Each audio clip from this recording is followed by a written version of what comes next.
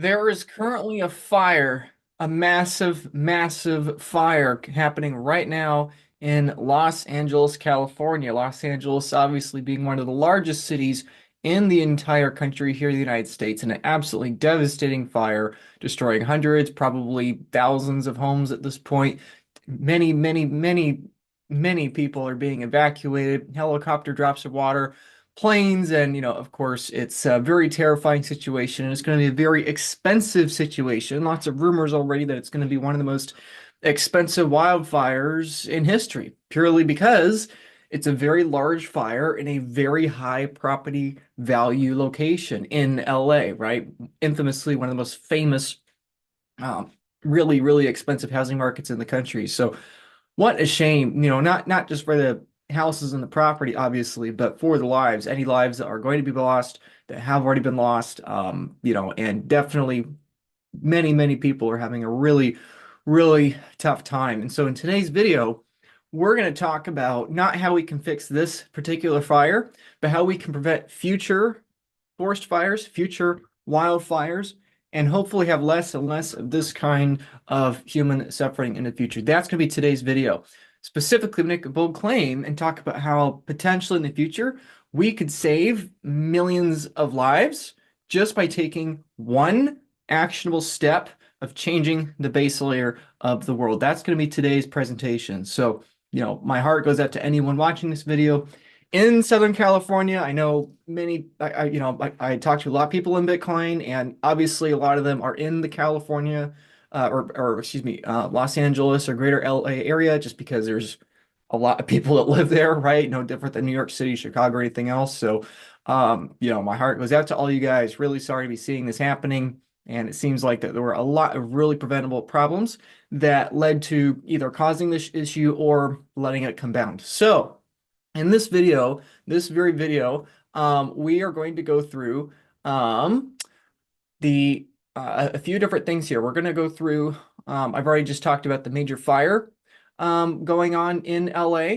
I'm going to talk about how Bitcoin helps with that. We're going to discuss that, and we're going to talk about how Bitcoin helps these things, and how we have potentially millions of lives at hand to prevent deaths in the future, at least 3 million lives that we have an actionable step in helping.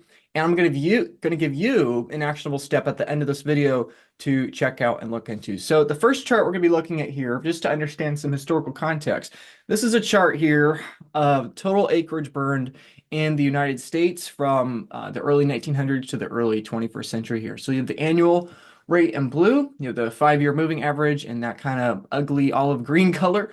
And you can see that, hey, that has been trending down dramatically. But guess what? There was a massive spike in the late 1920s and early 1930s. Okay, for you history nerds out there, what happened in the late 1920s and early 30s?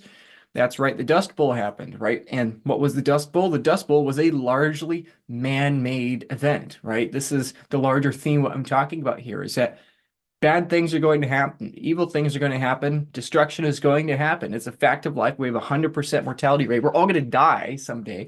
But when you have human inefficiency, when you have human manipulation and distortion involved at an institutionalized systematic scale, you bake into the system a wide variety of different kinds of destructive feedback loops that destroy civilization, society, the political structure, and the environment itself. The Great Depression was fully preventable. The Great Depression, I would argue, was in large part accelerated and contributed to by political problems and monetary problems, right? And the Dust Bowl, as a result of that, led to some of the most destructive years environmentally in America's history. And just looking at this chart alone, when we think of the Dust Bowl, we typically think of the infamous picture of the giant dust storms. But if you just look at the forest fires here, it was 5 times worse. And the height of the Dust Bowl, 3 to 5 times worse, roughly, than it was, after we got that under control, right? So, having environmental systems managed by a political structure that's incentive is short-term thinking is inherently going to lead to short-term solutions and going to cause all kinds of short-term problems. So I'm already seeing it when it comes to this fire from LA. I'm already seeing people online have two vastly different worldviews. When it comes to that, what are those two different worldviews? You have half of the people out there saying, oh my goodness, this fire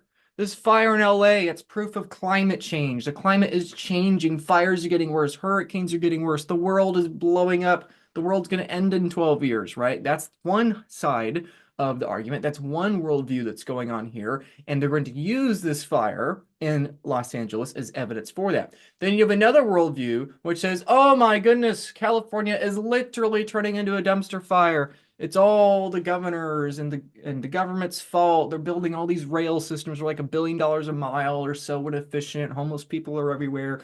This could have all been prevented. There's not even water in the fire hydrants to put out the fire. All this fire mismanagement over the course of decades has accelerated this problem and caused it in the first place, right?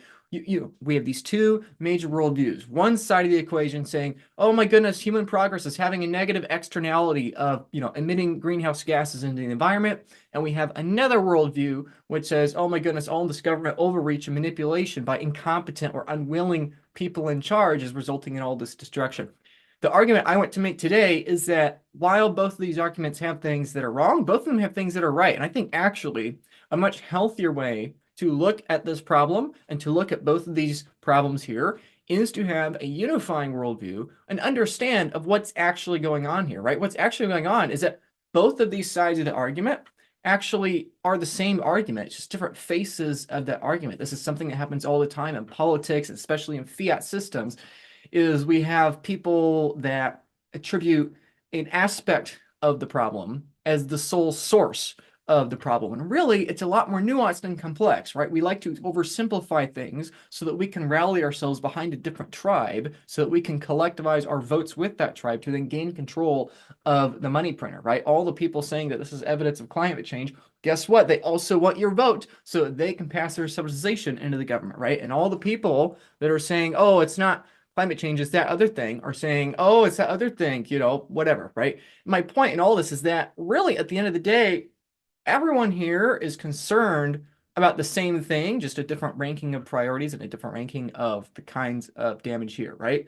Really what the climate change people, and I don't even like that term, by the way. I don't really like the term climate change because it's so vague and all encompassing that, it's in my opinion, kind of a cop-out, right? There are many different individual issues that we are having, right? But the point is, the main concern with the people that identify themselves as concerned about climate change are people that are genuinely concerned most times about the pollutants we are putting into the atmosphere. They're concerned about the carbon. They're concerned about the methane. I think they also should be much more concerned about lead and other kinds of materials that we're releasing into the water, into the ground, into people's bodies, into the environment, right? All these fertilizers and everything, right? Really what we're talking about is that the more, let's say, liberal-minded people or the more climate change-minded people are worried about the negative externalities of humans using more and more and more energy, right? Typically, they are also deluded, oftentimes they're deceived into thinking overpopulation is a concern, right? All those things. I'm not saying that all those concerns are valid. I'm saying that, it all stems from the same underlying concern, which is, oh, we're using more energy than we know what to do with, and the negative externalities of that are way bigger than any other externalities we've had in the past, right? A couple hundred years ago, when we were killing whales for oil instead of lighting our homes with light bulbs, we were forcing the whales to extinction. Now, here we are in the 21st century, most whale populations have their numbers ticking back up. We had an environmental problem. We were having a negative externality on the whale population. It was not sustainable. We knew it was not sustainable. And the solution to that was not having a political solution. The solution to that was having a technological solution and growing out of that technology into a new technology that then made the entire need for killing whales irrelevant. And guess what? Now we have enough energy as the apex part of the world to actually care on a long-term mindset with the whales too, right? And likewise, the people on the other side of the quote-unquote argument here that are going to say, oh, this fire is the result of government, they are also not wrong. In fact, I would argue that they are probably much more correct in this scenario, right? It's probably a great deal of government mismanagement that has contributed to this fire accelerating as much as it has. And they have a really very real point too, right? Typically, the climate change people say, "Oh, it wasn't the government's fault; it was, the pollution's fault." And they have a point, but the reality is that the government is a massive, massive cesspool of inefficiency that has probably led to the direct expansion of this fire, or at least preventing it from expanding. So instead of these two different worldviews and me again trying to go back and forth between them and try to make everybody happy, but I know I'm not making everybody happy, I know I'm making everyone mad. The thing I really want to focus on here that I really hope you take away from this video is this concept here. Okay, this is the Adams curve. Okay, the Henry Adams curve. That is in the red line here, and actual energy use is tracked in the blue line here. Now, what do you see? What you see here is that since the 1800s, the amount of energy consumption per capita in the United States, in kilowatt terms, has been increasing since the early 1800s, and it's been generally following this, so-called Henry Adams curve. But if you look at that red arrow there, that blue line starts to fall behind the red line in the 1970s. Things start to detach from there. Now, there are many factors to this, obviously, which, we don't have time to get into. However, I would argue that one of the primary ways, or one of the primary reasons that that blue line detached and our actual energy per capita stopped growing in the 1970s is in large part because we have our global monetary system on a fiat standard, on a political currency standard. Why do I think that monetary policy is related to energy of, the average person? It's because it's pretty straightforward, right? Money is a measurement of energy, right? In the same way that when you build a house, you have a measurement of length or width or height, and a meter stick or a ruler or, a mile or, whatever, metric, imperial, doesn't matter. In the same way you have a measuring stick for building a house. Imagine if you were building the house at the foundation up towards the roof, but every week or every month, that ruler changed in length, bigger or smaller by a couple percent. If it kept consistently growing in length because the people in charge of, the political measurement system want to inflate house numbers and make it seem like, oh, look, the house has doubled in square footage, even though it actually hasn't. You've just made the ruler only half as long, right? If that is what, if that's what these politicians are trying to do, well, then you're going to end up with a very, very tiny foundation with a very, very diluted and top-heavy structure on top that's just going to collapse on top of itself, right? And I would argue that money is the energy communications network for humanity. In the same way that every organism in the natural world uses calories, caloric energy, as its language of communicating what is valuable or not, right? In the same way every species has its own projection of power, right? In the same way a lion has a mane, or a buck has antlers, or a peacock has bright, beautiful feathers, right? For human beings, that's money. Money is a societal construct that we use to communicate the energy we've accumulated in the past and that we're saving towards the future. And when that energy communications language is debased every year a couple percent, you begin to build in inefficiencies into the larger economy and into the larger energy production sphere. So, again, I'm not saying it's the sole cause, but I think it is a massive, massive contributor to many other individual causes that has resulted in this kind of curve here. It is really quite stark how for basically 50 years here, we have flatlined, okay, after centuries, and this just only goes back to 1800, but after centuries of people using more and more and more energy, that has flatlined. If we look at a similar example here, here's a history of energy consumption for the entire history of the United States from 1776 to just about a decade ago in 2012. But the point still stands. If you look at all these different kinds of energy sources, we have done exactly what I said a few minutes ago. We've upgraded from inferior forms of energy to more developed forms of energy, right? In the very early days of this country, people mostly used wood. The height and heyday of people using wood for their heat and energy was during the American Civil War in the 1860s. Then, of course, after the American Civil War, we have coal, petroleum, and all other kinds of fossil fuels emerging. And this has resulted in a better world. This has resulted in a more prosperous, technologically advanced world for the humans, and ironically, a better world for nature. Imagine if you had 300 million Americans still using wood.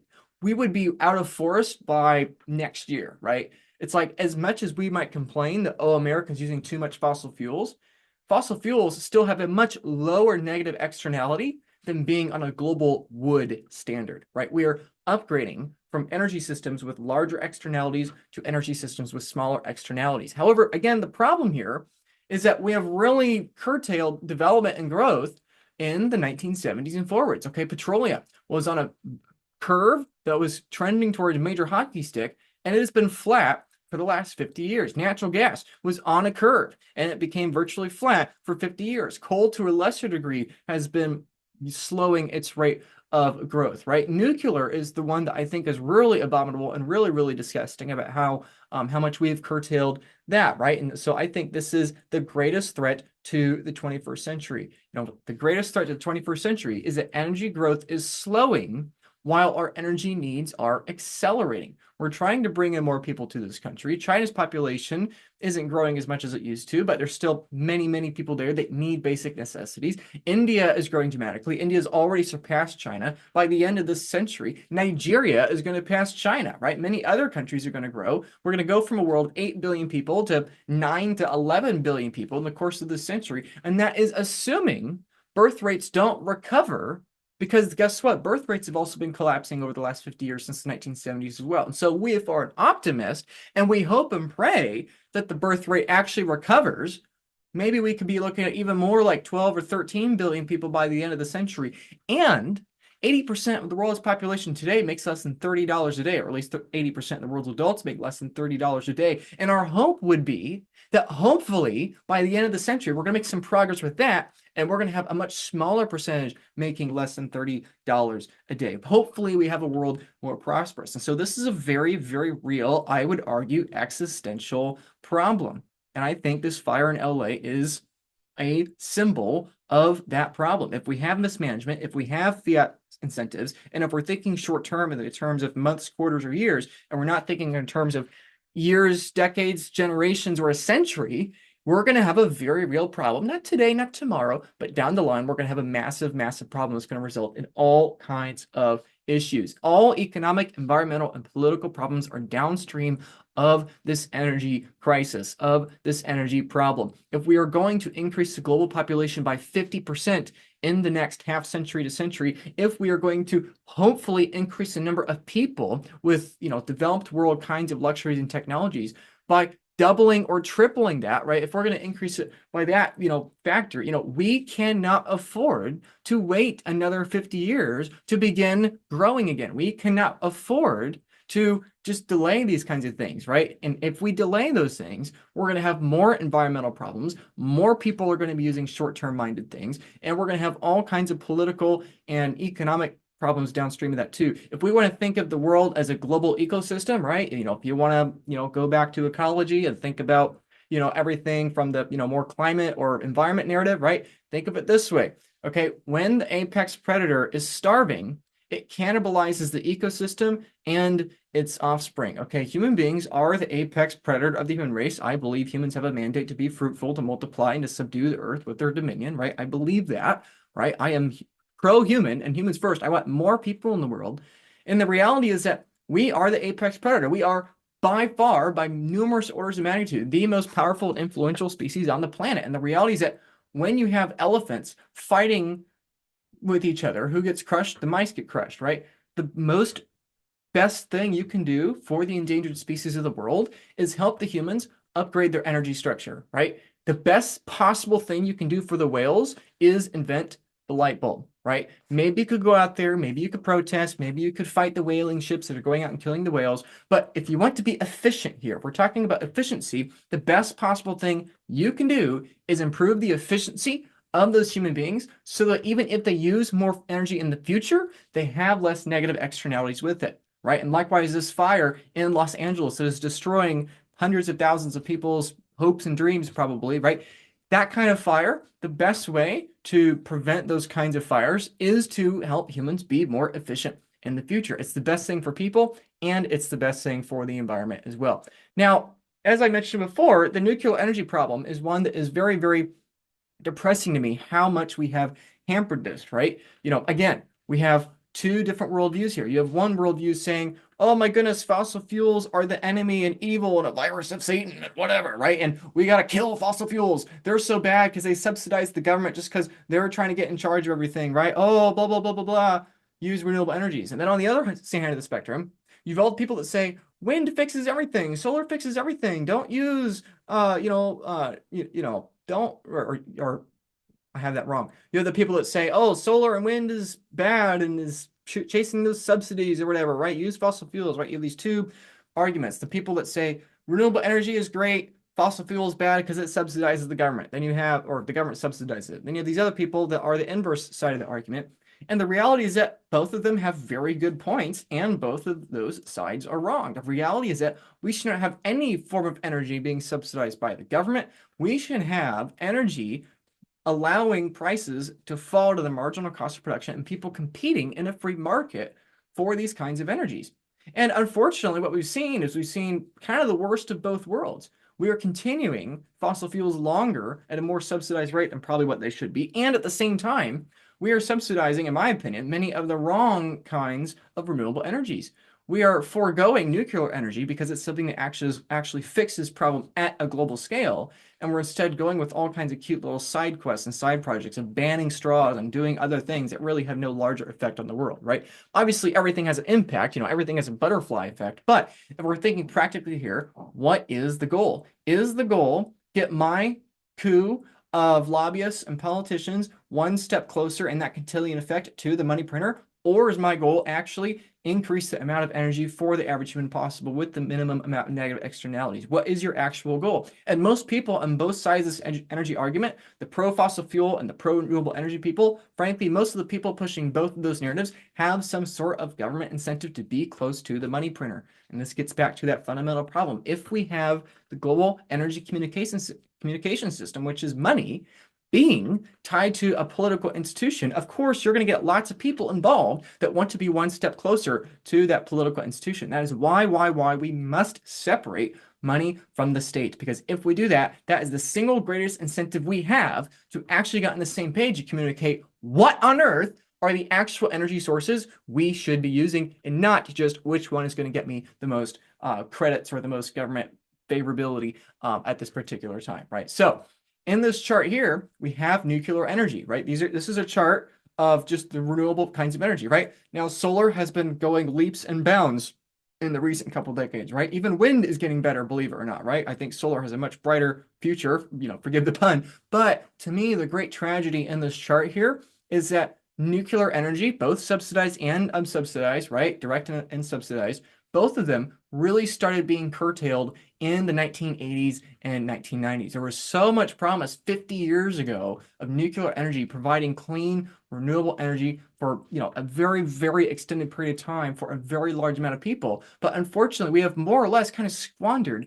the last 50 years, and that's been the result of multiple things. On one hand of the spectrum, people are pretty afraid of nuclear energy because they are familiar with things that are unfamiliar to them. We'll get back to that in just a moment. On the other hand of the spectrum, you really have neither one of those two major lobbying groups that wants to see nuclear energy be accelerated, right? The fossil fuel people don't want to see nuclear really take off because that, is a direct competition to their business model. And likewise, even the renewable energy people don't necessarily want that, much nuclear energy adoption, right? We're talking about the politicians and lobbyists here. Why? Because nuclear energy actually solves the problem. You make a lot more money if you create a technology and you sell hardware or software IP that doesn't really solve the problem. So you can keep saying that, oh, we still have a problem, we have 12 years till the world blows up or whatever, right? So really you don't have aligned incentives there because, again, chasing over the money printer and the lever of which way the subsidization is going to go, that is a zero-sum game. Okay, what we need is a form of money that is not a zero-sum game, right? With fiat money, someone has to win, somebody has to lose.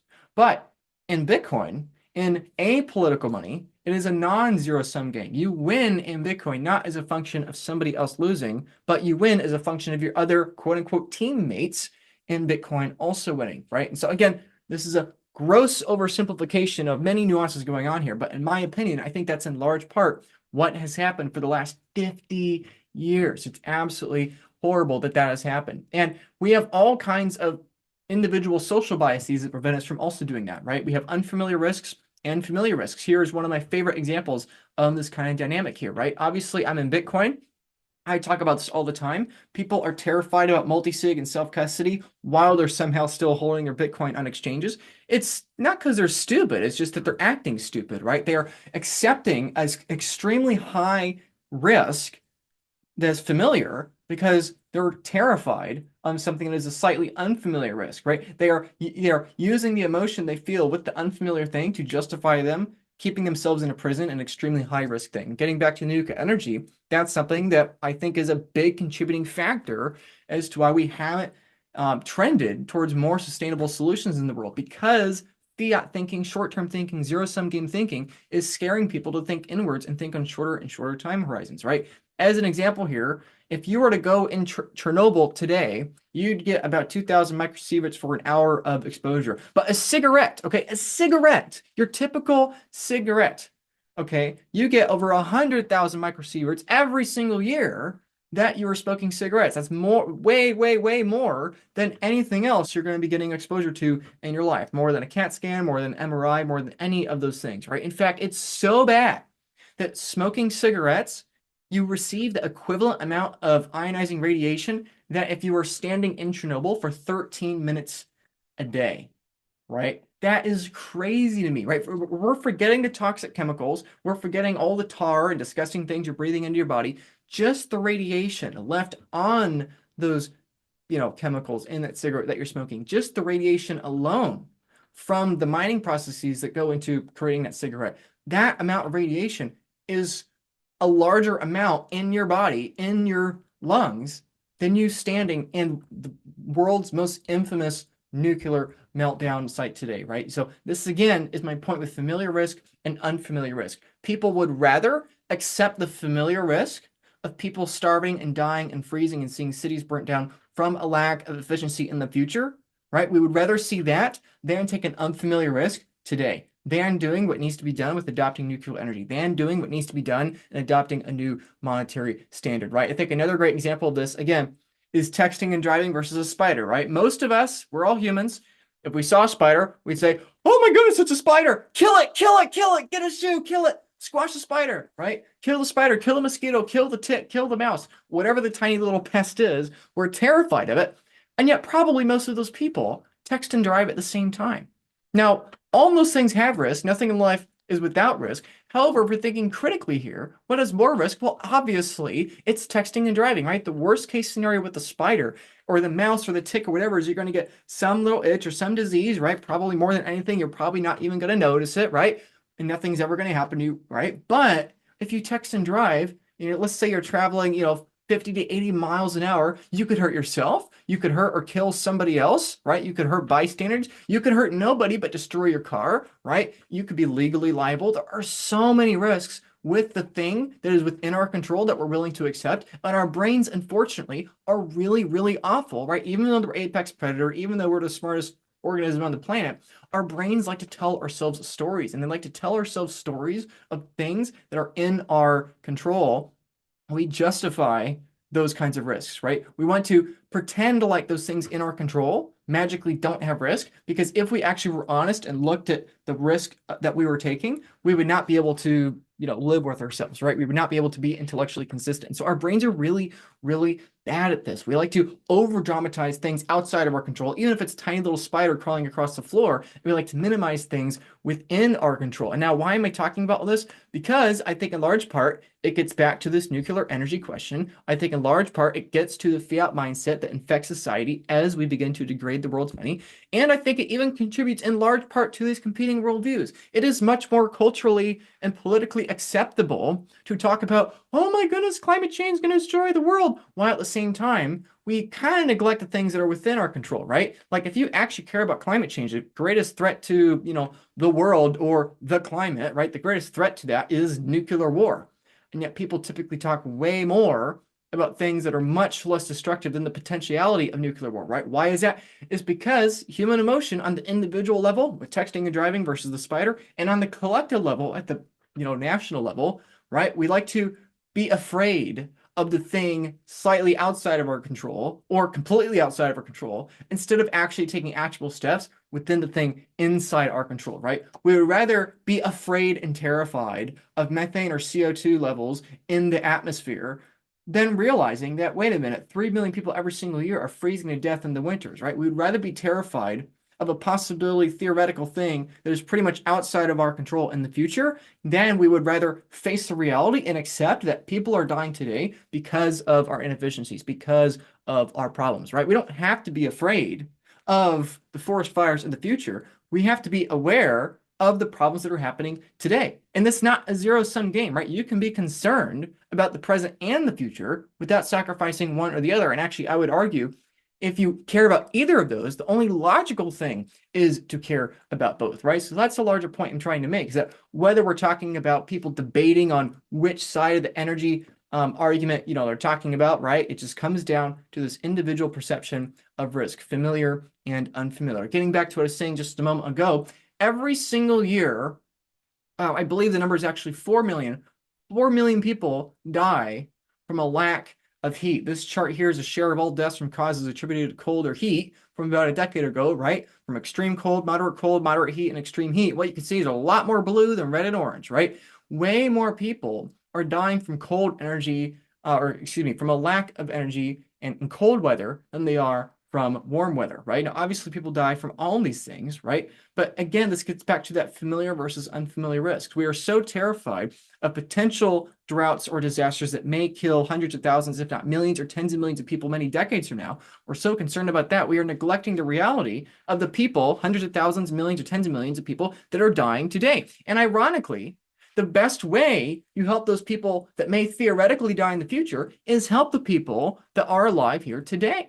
And unfortunately, I think fiat thinking really accelerates this kind of mismatch and disjointed reality, unfortunately. And I think that only compounds these kinds of problems, right? So, this is what we're looking at here. There is a very real human cost to a lack of efficiency. Most of these people that are dying from cold are dying because they do not have an appropriate amount of heat in the winter. And when they get cold, they are more prone to diseases, right? They're more prone to all kinds of other things. And when we are living in a political currency system that is inefficient, the same system that is, moving energy away, an incentive away from nuclear energy and more actually sustainable energy sources, when we're moving towards that future, what that means is that we're forcing up oil and energy prices, right? We are living on an oil standard, really, right? We're not on a gold standard anymore. We're not yet on a Bitcoin standard. We're on a political currency standard, and that standard is backed by the petrodollar. It's backed by oil. Governments need to hoard oil. Russia, Germany, the United States, China, they all went to hoard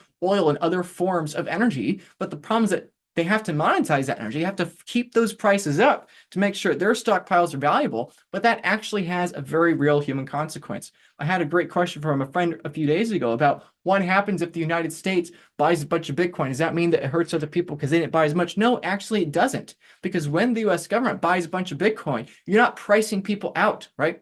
There is a demonstrable, statistically significant trend, correlation between house prices and housing being expensive and people having less kids, right? Just makes sense. People have less kids when there are more dual working households and housing is more expensive, right? The same thing is true with oil. The same thing is true with energy. When energy prices get more expensive, more people have a difficult time affording the proper amount of heat and energy, and therefore some percentage of those people are going to either die or get more sick or get less economically efficient or whatever the reason is, right? And this is the problem that we have. We live in a political currency system that is degrading at such a rate that we have to hoard assets and commodities that other people actually need to survive. We are hoarding food, we are hoarding housing, and we are hoarding energy and forcing the prices of these things up. When really what we need is we need a common communication system that we can actually allow prices to fall, right? All the people concerned about the externality, unfamiliar risk of quote unquote climate change, whatever specific thing they're referring to. Again, I don't really like that term, right? But you have those people, and then you have the other people that are, also concerned about energy poverty and people lacking energy, right? All these things are sides of the same coin, right? What we need is we need energy mastery. We need a common way to have people survive as much as possible and thrive as much as possible with the minimum amount of negative consequences on the environment and on other human beings, right? Now, this is a great image here, right? Because I think a very common question is going to be, okay, well, Luke, you talked about heat and cold, you've talked about those things, right? But what about the reality that people do die from forest fires, right? That is something that's very real. I think it's a great question. And this gets back to my exact precise point. People are probably going to die as a result of this fire in LA. Maybe they die from the flames themselves today. Maybe they die from smoke inhalation in the future, right? Or whatever diseases or problems are caused as a downstream effect of the events of yesterday, last night, and today, right? So Of course, people are going to suffer within the United States because of these things. But getting back to my whole point with energy mastery and actually thinking from first principles perspective, what we should be trying to do, I think if we look at the global rate of, death here from forest fires, I think we get a very clear, obvious trend that the biggest prevention of people dying from these forest fires is help people become more economically efficient and be using more energy, right? The people thinking in a zero-sum mindset that have been subsidized by zero-sum money, by political currency, would like you to think that more people in the world, that a greater population in the world is, splitting up a small, a forever smaller pie and forever smaller slices, and that's going to result in more death. Actually, it's the opposite, right? If we look at the trend here, this is death rates and fires and birds. This is an animated visual of what we were just looking at back in the slideshow, right? If we look, pretty much every single country, the number of deaths per 100,000 people has been trending down dramatically. This is a great thing. In the United States, it has fallen from nearly 3 in 100,000 back in 1980 down to 0.9, okay? The number of people dying per capita in the United States has fallen by 2/3 in just the last 45 years or so alone. That's amazing. That should be a huge, huge story, even though people would say we have other problems in the world. Yes, we absolutely do, but that is something that's really, really good. And obviously, even more important are these African areas and Asian and Eurasian areas, right? Here in Saudi Arabia, it's gone from 9.3 out of 100,000 people down to 3.9. So it's still 4 times worse than the United States, but it has still fallen by over half. Many of these other countries,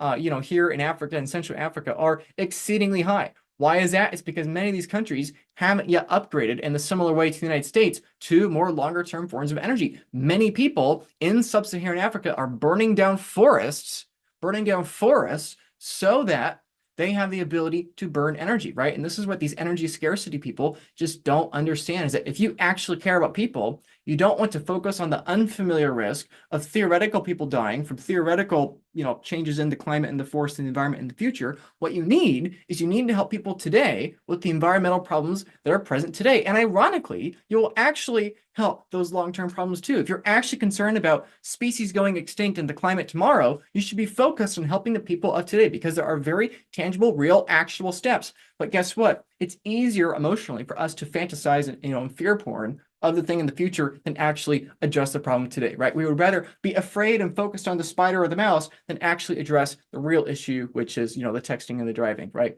So looking here in Africa, like pretty much anywhere in Africa you go, 5 to 10 times more people per capita are dying because of forest fires, because wood is such a more common form of energy over there, right? It's still trending down, which is very good. Some places aren't trending down quite as much. Some places are trending up. Right here in Chad, it trended up a lot in the late 1900s and early 2000s, right? I would argue a significant contributor to that were the kinds of wars and civil wars in that area, right? You had a major conflict here in Sudan, right? You see a similar kind of thing, right? You have Sudan where it has been trending down, but in South Sudan, it has been trending down a lot less, right? For those who don't know, Sudan had a civil war, a decade or so ago, roughly that, right? So when we have different kinds of conflict, it results in different kinds of consequences. Now back over here, on, the North and South American region here, right? Here in Guatemala, you'll recognize it's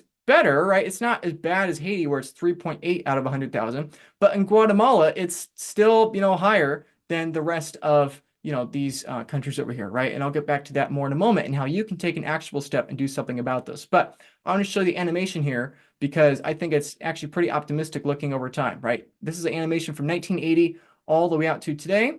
We can see that it is trending in the right direction, right? This is the most optimistic thing you can say if you care about humans and if you care about the environment, right? You want to see more, you want to see more people prospering. You want to see more thriving, right? That's what you want to see. That's the best possible thing for the species that are endangered in those sub-Saharan forests there in Africa, and it's the best thing for the people as well. So again, getting to the actual quantity number of people that are suffering, and dying from this, 340,000 people die annually from forest fires. 160,000 of them are in sub-Saharan Africa. Over 100,000 of them are in Southeast Asia, right?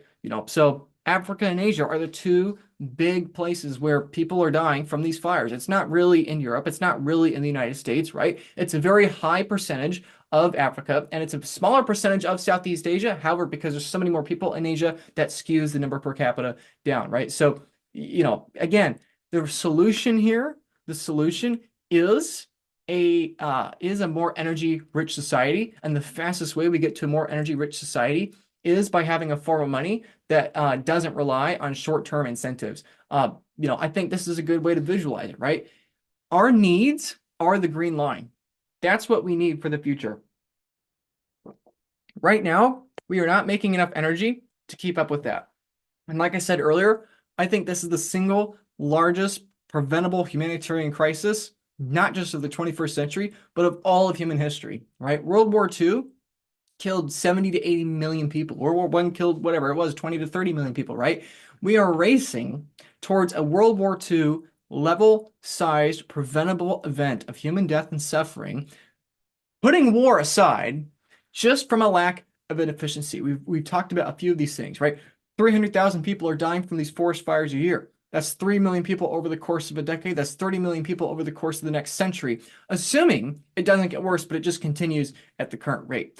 Every winter, 3 to 4 million people are freezing to death because of lack of energy, in no small part because we are forcing the nominal price of energy up every single year, right? That's 30 million people over the next decade. That's 300 million people over the course of the next century. Every single year, 800,000 kids have exceedingly horrendous kinds of developmental difficulties because of lead poisoning, right? Every single year, 5 to 6 million people are dying because of the air pollution we're putting in the atmosphere, right? That's 50 million people over the next decade. That's 50 million people, half a billion people over the course of the next century, right? Unless we course correct, right? And however you want to add it up, right? We are steamrolling our society because of the short-term mindset towards a preventable energy crisis, which over the course of years and decades will probably claim tens of millions, if not hundreds of millions, if not a billion people by 2100.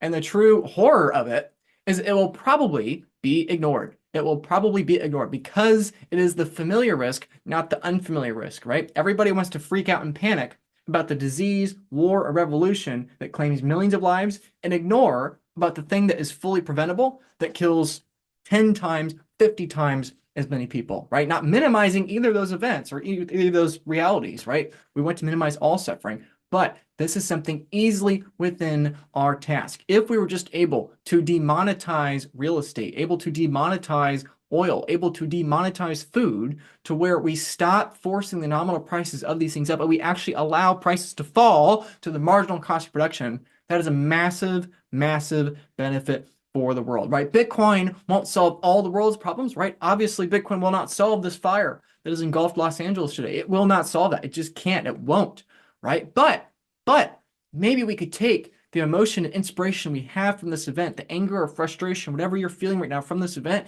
maybe we could channel that into actually doing something that's going to have a long-term impact on the future and hopefully prevent future forest fires from happening at all, or at the very least, from being nearly as destructive as this one was, right? So maybe Bitcoin doesn't solve all of it. It almost certainly won't, but maybe Bitcoin reduces the number of those fully preventable deaths by 10%, 20%, maybe even 50%, right? The actions we take here of changing the trend line are going to greatly change which trend line we end up with, right? I strongly believe if we remain on a political currency system, we are going to continue to have energy problems. We are going to continue to have inefficiencies at the government level. We're going to continue to curtail the energy progress and development we need to continue to grow. If we have Bitcoin, we definitely won't reach the full potential as if we never have political currency. However, this gap here, this gap is tens of millions of children, not children that exist yet in today's world, but the kids that are going to be your children's or your grandchildren's peers, right? The best possible thing you can do for your kids or for your grandkids is to help the kid in the other country that is alive right now, that's going to build something in 20 years, that's going to save your kid's life, right? That's the best possible thing you can do. But unfortunately, with political currency, that's not how we operate right now. The way we operate right now in political currency is let's go plunder that other civilization. Let's go plunder their oil, plunder their labor, plunder whatever resources they have, take it for the sake of servicing the debt today. It's two different worldviews. And my hope is that we can, as quickly as possible, move the needle to the former instead of the latter. So again, I think this is a really hard and nuanced concept for people to understand, right? We are terrified of the unfamiliar risks, right? The things that kill 10,000 or 100,000 or a million people, right? We're terrified of the things outside of our control, but we have so many things inside of our control that ironically also probably solve many of these things outside our control to a larger degree, right?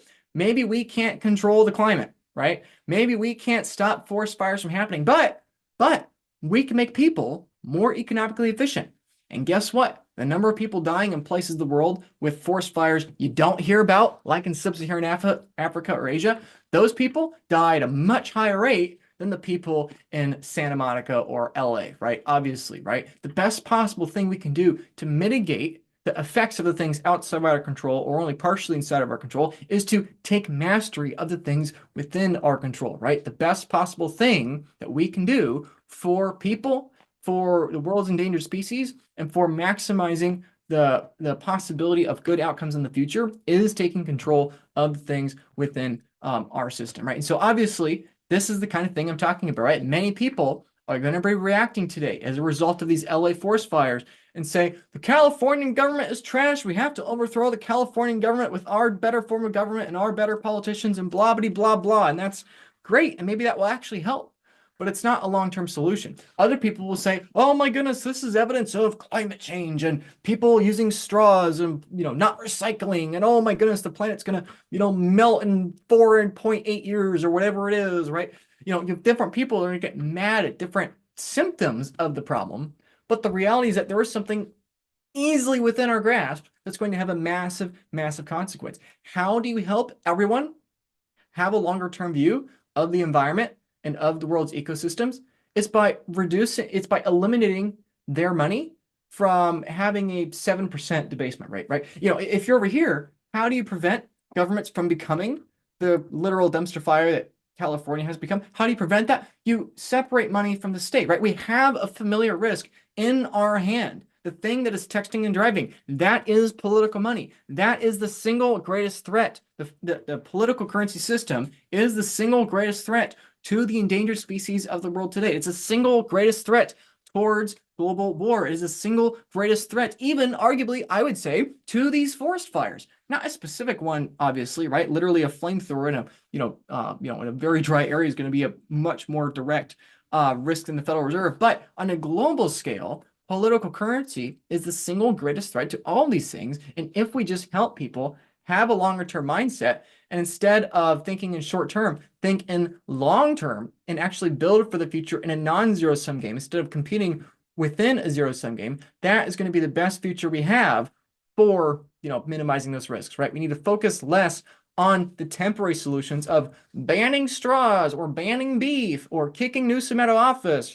We have to focus on the longer term solutions of, hey, the whole world is going to force these whales to extinction, and everybody's fighting and squabbling over the political different sides of the argument around the whales. We need to ASAP build a better technological system that's going to improve people's standards of living and basically make the lives of the apex predators better. And those apex predators won't cannibalize the subspecies in the ecosystem, right? It's literally that simple. And unfortunately, a lot of people think it's one or the other. Some people say, oh, well, humans first, so we don't have to care about the environment. And other people say, oh, it's the environment. People are bad. People are a cancer on the planet.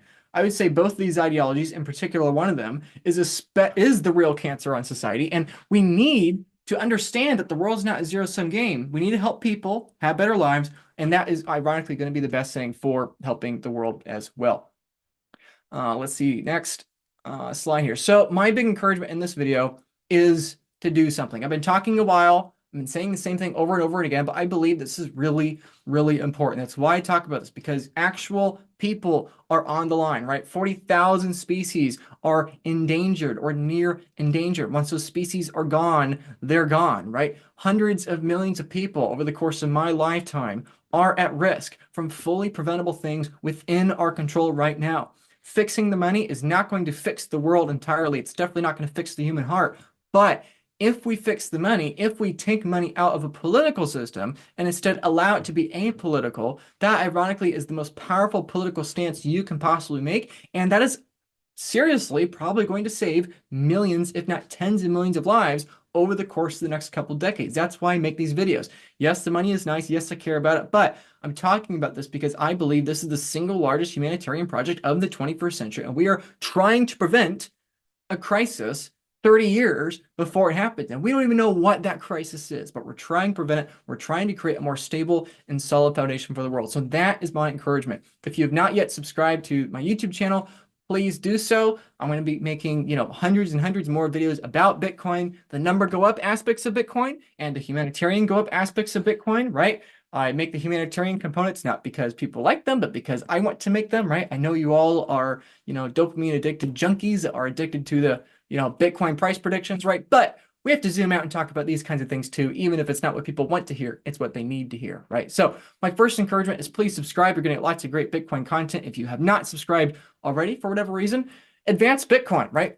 Just buying Bitcoin is great. Learning about Bitcoin is great. Accelerating it and talking about it is great. Do something to advance it.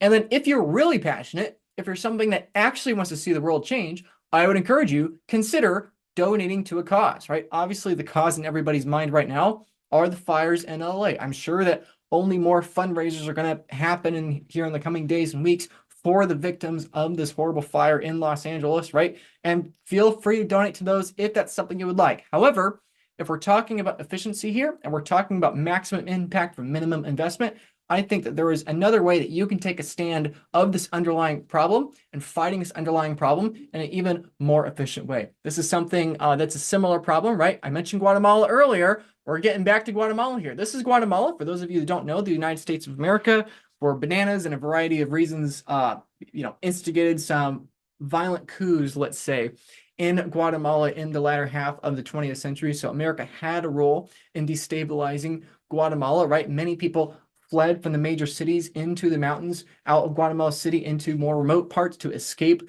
the violence and horrible things that happened, killed, tens of thousands, hundreds of thousands of people, absolutely horrible, devastating things. And the knockoff effects of that is that now there are millions of people in these remote parts of Guatemala, and what they're doing is they're cutting down the forest. They are destroying the environment there in Guatemala. They are cannibalizing their country. Why? Because they need to eat, right? If you're a dad in Guatemala and you have a wife and a couple kids, right? Of course, you're going to cut down a few trees so you can burn them in your home and so that you can cook some food, right? However, people in Guatemala don't have the same luxuries that you and I do, like an enclosed stove, and so they have these open fire pits. It's something that is not a permanent fix, but something that is a very real fix. If they were able to have enclosed stoves, that reduces the number of trees they need to cut down by 50%, right? And this is the current rate at which trees are being cut down, right? Here's 1991, 2001, and now today, right? You can see a massive chunk of these forests are being destroyed, and forests are very difficult to reclaim. They're very difficult to grow back. They take decades, if not a century or more, to grow back. And so we are having future centuries level problems for decade temporary solutions today. This is a very, very real problem. This is a project that I have been raising money for about 2 years for. I've been down there a couple times. I love this organization and what's going on. This is a project I had on Geyser, I believe a year or two ago. It's inactive now, unfortunately. I'll show you how to donate to it in just a minute. But we've raised about 12 million Satoshis for this cause, for specifically a Bitcoin treasury, right? Obviously, there were donations in fiat as well. When I went last time, I took some Bitcoiners with me, and there was about $20,000 of fiat donations that we all together contributed to that. But it's a combination of both, right? We need the fiat donations for today, right? Which is what we did back then, to help accelerate this project. But at the same time, we want to help organizations, churches, mission groups, whatever they are, understand Bitcoin, adopt the Bitcoin standards so they have an ongoing Bitcoin treasury, right? Again, you need the short-term and the long-term solutions. So part of it is donating fiat and immediate relief, but then also a part of it is having a long-term mindset and a long-term view, because the reality is that there are millions of people undergoing this problem, right? So if you have any kind of emotion, and this is going to be, a big ask here, right? But I'm making the ask because you're probably upset with these fires in LA. You probably want to do something. And so I'm asking you, do something. Don't just talk about it, right? You say, oh, it's crazy. Michael Saylor's going to die with his Bitcoin keys. Why don't you just donate to a charity? Guess what, buddy? This is your chance, right? You want to talk big and say, oh, I'm going to donate it to charity. I'm going to be such a good person with all this Bitcoin. Here's your chance, man. Take a stance and actually enact some change into the world, right? So here's a quick pitch of why you should consider this at the end of the video here, right? If you donate, these are the kinds of people you're going to be helping, right? You're going to be helping mostly wives and kids with these enclosed stoves, and it makes their lives so much better. This is the single largest energy upgrade you can possibly add to their lives. Frankly, these are people that don't even need Bitcoin at this point in time, most of them, because they don't even have the food or the water to make it through another dry season or, the next season, right? These are people, the fastest way to help these people adopt Bitcoin is to help them have enough food to feed their kids, right? This is the fastest way you can help them from a monetary sense and, of course, in every other sense as well. So transitioning people from open pit fires to these enclosed kinds of fires with simple brick and metal, right? That is a massive, massive upgrade. You are helping people, individual people, right? And it feels good to help people, right? The immigration problem, right? Here in the United States, everybody's freaking out about immigration, blah, blah, blah. And that has a lot of fiat problems with it as well. But guess what? All the fathers and men of these countries in Latin and South America are flocking to the United States because they want a less destructive political currency for them. And hopefully over time, more and more of them transition to Bitcoin because Bitcoin is the ultimate currency, right? Basically, instead of arbitraging currency in a geographic sense by abandoning your family for a couple of years and going to the United States and then sending money back, paying exorbitant fees, you can currency arbitrage within your own country, right? With Bitcoin, right? So hopefully Bitcoin helps with that. But making their lives better from where they are is going to help the immigration problem, right? It's going to help this, this massive demand people have to get one step closer to the money printer, right? Obviously, diet and nutrition is a massive, massive component, right? If you increase the number of calories and high quality calories from cooking meat in particular for kids instead of more corn or more grains, right? If you actually increase the kind of quality nutrition they're getting, that's going to make everything better. You're going to reduce diseases and you're going to increase their ability to what? To learn with education. Ironically, these stoves is one of the best things you can do for accelerating the kid's education because the kid is going to spend less time going out into the forest and helping the parents carry wood from some tree they cut down. They're going to spend more time studying for school. Right? These people aren't dumb, right? They understand that they want to help their kids learn new languages, learn math, and have a better and brighter future than them. But the reality is that if you're going to choose between having the kid help you survive for the next week or helping to prepare for 10 years from now, the best possible thing you can do to help these kids prepare for their life 20 years from now is to help them today have more time to actually learn and educate. And of course, with diet and nutrition, that improves brain function, that improves the ability for them to learn more, right? Obviously, you're helping Bitcoin adoption too, right? That's one of the things that the Bitcoiners and I went down to Guatemala to do is to meet local merchants that were accepting Bitcoin, all that stuff. So that's something else that, indirectly you're helping with. Of course, sharing the gospel. I'm a Christian. If you're a Christian, this is a Christian mission and organization here. Obviously, deforestation, right? Literally, if you're reducing the number of trees these people have to cut down by 50%, that obviously is going to indirectly help reduce the rate of destruction for the forest, which gives people a longer runway and a longer time horizon, right? It's the same thing with the oil and the lamps, right? If you can improve the efficiency, if you can reduce the number of whales that need to die to make another oil lamp by 50%, that doesn't solve the problem, but it extends the runway massively. So hopefully that extension of that runway is going to reduce the probability that at some point it's going to be too late, right? And of course, preventing future war. Like I mentioned earlier, the United States had a major component in destabilizing Guatemala in the latter half of the 20th century. So if you feel a bit of guilt for being in the United States and for being in, one of the largest arms dealer in the world, right? This is your chance to donate and feel good about doing something actively proactive too, right? So if you have any interest in donating, text the phone number on the screen, Fire Guatemala donation, and, we will coordinate and figure out how much you're looking to donate and if you're looking to donate in US dollars or Bitcoin. But ending this whole long video here, this is something that is a bigger picture kind of idea here, right? So like I said, we made fiat donations, right, in the $20,000, $30,000 level. I don't remember what exactly, but we also have a 12 million Satoshi treasury so far for this mission. Now that started when Bitcoin was under $30,000. Now that Bitcoin's about $100,000 at the time of recording, seems like a pretty brilliant move, and it's only going to be more and more brilliant as Bitcoin continues to go up, right?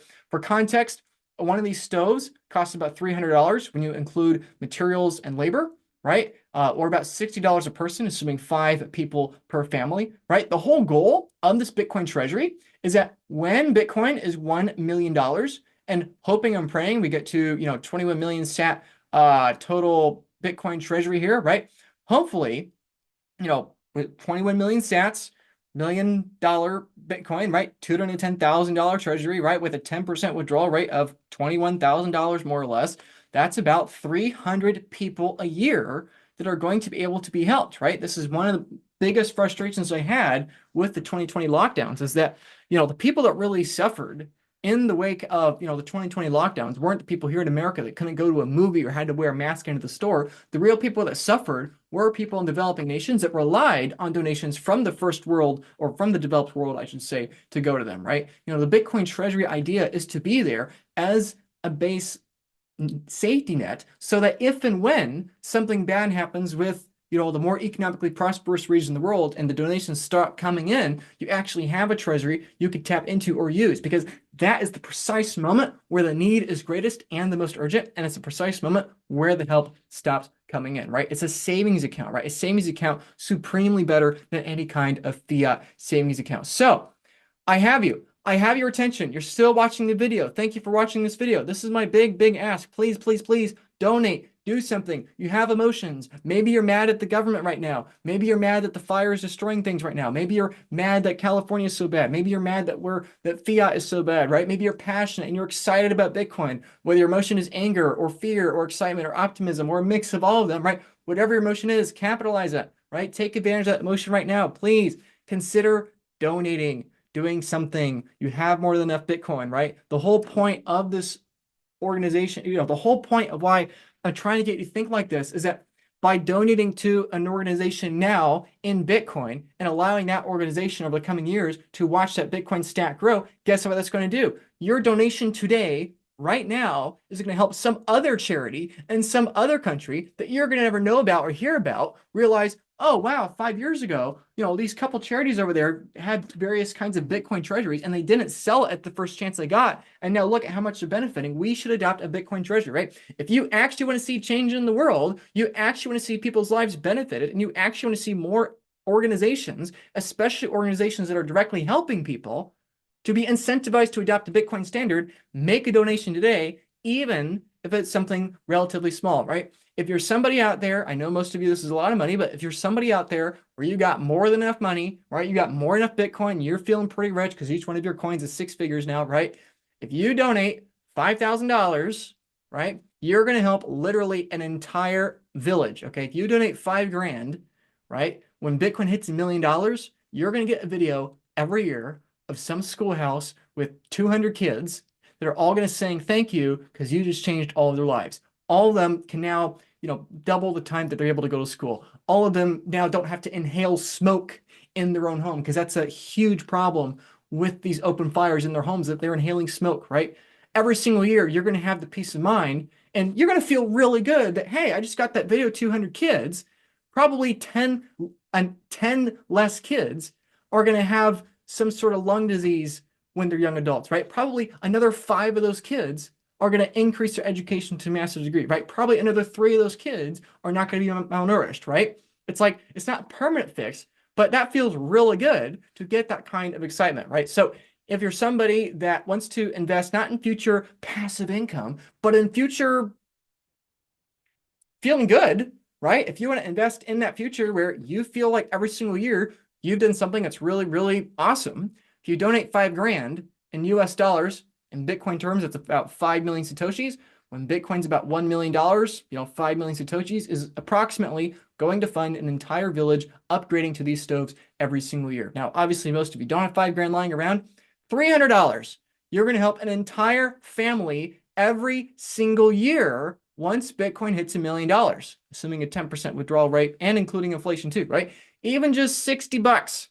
You donate $60, you're going to help one kid a year, every year, once Bitcoin hits $1 million. This is the power of a Bitcoin treasury. This is the power of having organizations on a Bitcoin standard, right? For the cost of a dinner, for you or your family, whatever, right? For the cost of a singular meal, You're able to communicate to the world, hey, world, I want to see actual change in the world. I want to see less forest fires in the future. I want to see humanity be more efficient. I want to see both America and other countries in the world have less fires, have less destruction. I want to see a world on a apolitical monetary standard, on a non-zero sum standard. This is the world I want to see. This is the world I want to move towards. So if that's somebody you feel compelled, text the phone number on the screen. I'll organize your donation. We'll talk about it. I'll send you more information if you will learn more about this. But my big encouragement, again, is just do something. Stop complaining. Stop arguing with the people online that are wrong or that you think are wrong, right? Everyone just has a different view of really the same different kind of problem,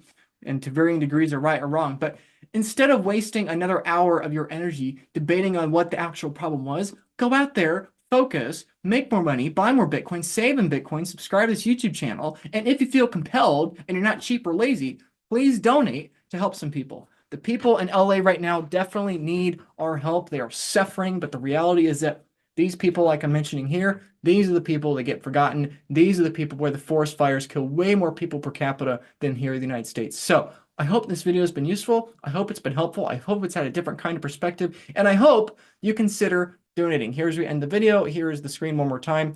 Give me a text. We'll talk about your donation, and I think it is something you will definitely not regret. It's a very, very small investment for a very, very long-term kind of mission that's going to help dozens and dozens, maybe even hundreds of people, depending on how much you donate, and it's going to make you just that much more happy. So thank you for your time. Thank you for your interest, and I will see you in the next video.